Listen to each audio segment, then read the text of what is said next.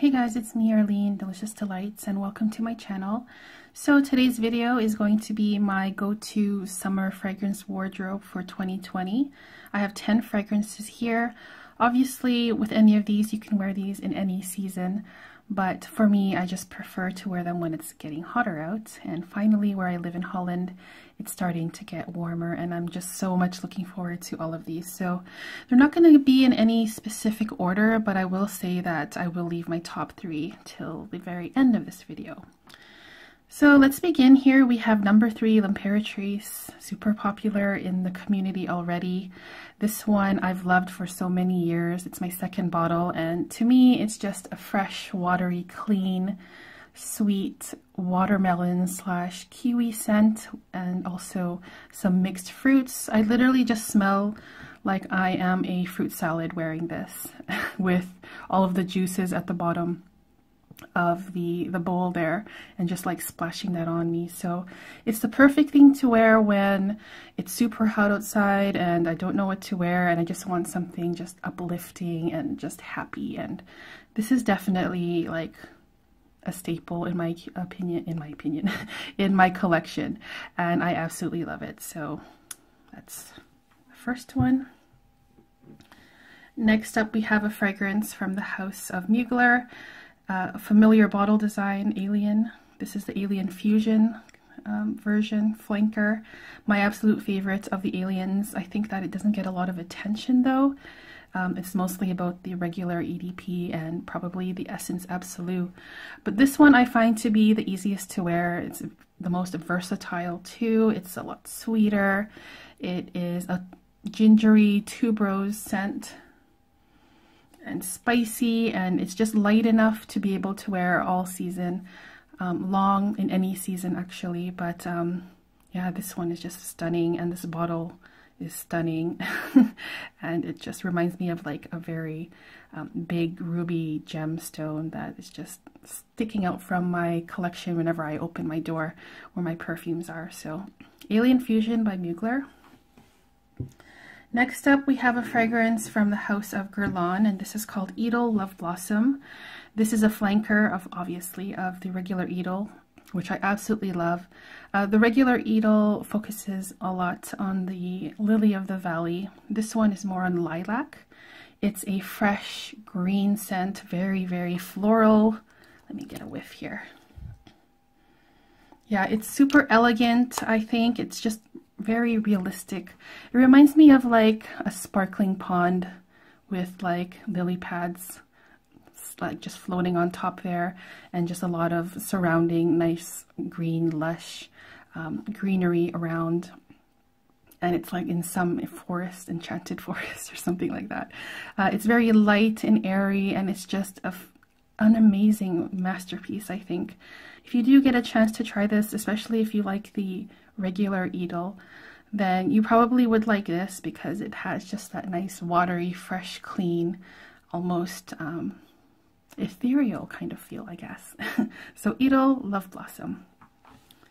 Next up, we have a fragrance from the house of Chanel, a flanker of number 5, and my favorite of the number 5 collection. This is number 5 Low.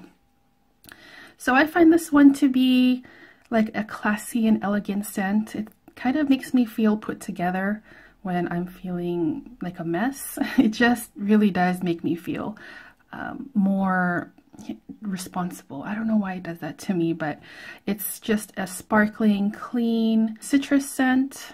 There's also some musk in here, and oh my gosh, I don't know, there's just something very, very special about this. It's kind of hard to put my finger on, but it just makes me feel a certain way. And you know, it's clean and crisp, and it kind of reminds me a lot of the Aqua collection from Maison Francis Kurkdjian, where they're just very crisp and just on point.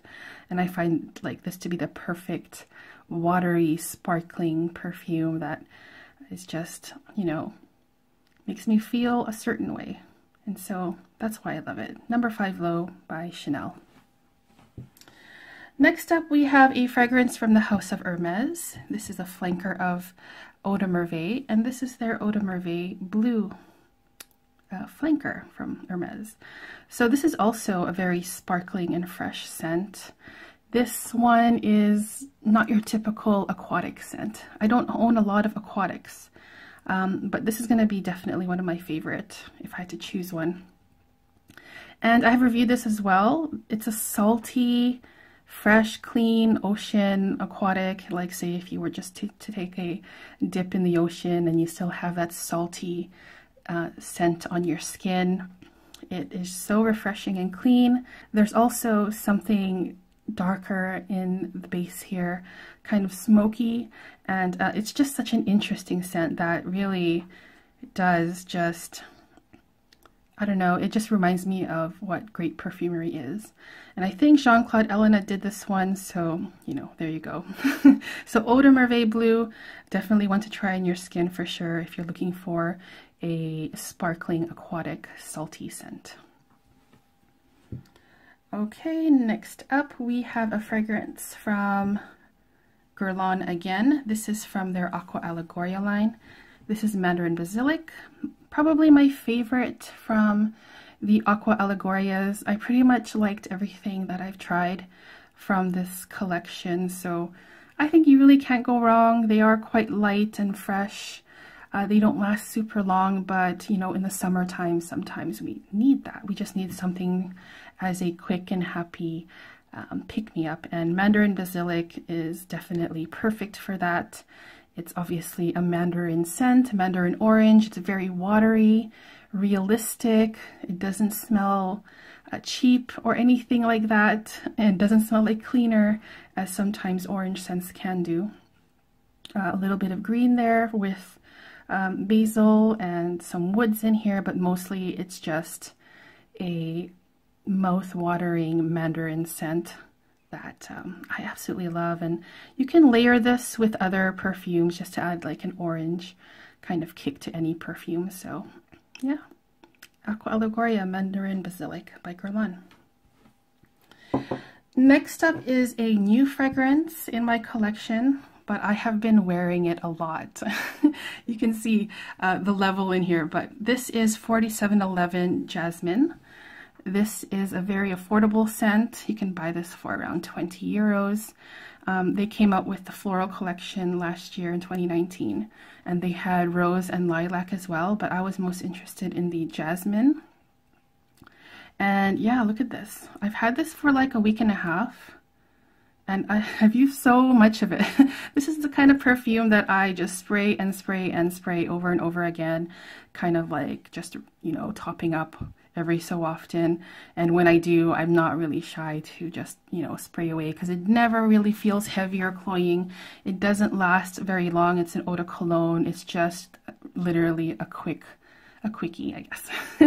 And the thing about this is my husband made a comment, like, I test so many things, you guys, like on and off throughout the day, and you know, samples and decants and so many things. It's so rare that he'll mention something or say something, because he doesn't really care about perfume so much, of course. But when I wore this, he's like, "Ooh, what is that?" And he was like curious about it, and I told him what it was. He's like, "Oh, I really like that." So I was quite surprised. You know, it's just a simple jasmine scent. It opens more with neroli. It kind of reminds me a little bit of the original 4711.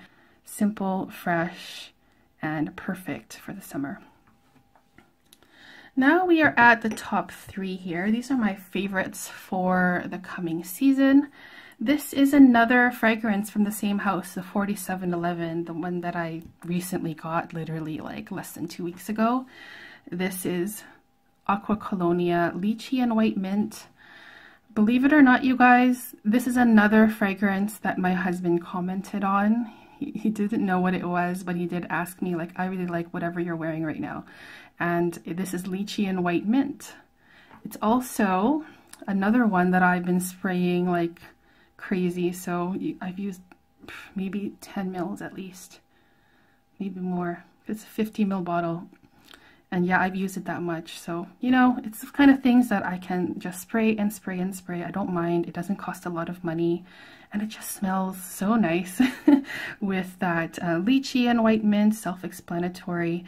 The mint makes it even more fresher. And then I find lychee to be also a fresh fruit, especially when you eat it and it's cold and it's watery. And I just love both of these notes. And it's a simple perfume. It doesn't last as well. You know, it's an eau de cologne. It doesn't last super long, but if I were to wear it, and when I do wear it, it's mostly on my clothing so that I get like small whiffs of it here and there. And yeah, if you guys ever get a chance to try anything from the Aqua Colonia line, it's another house that I find that's like super easy to wear and kind of like you can't go wrong to, kind of like the Aqua Allegoria scents. Okay, in number 2 spot, we have a fragrance from the house of Dior. Unfortunately, this is discontinued, but I really wanted to mention it anyway because I do love it a lot. Hypnotic Poison, probably one of the best, if not the best, designer perfumes, except with the original EDT.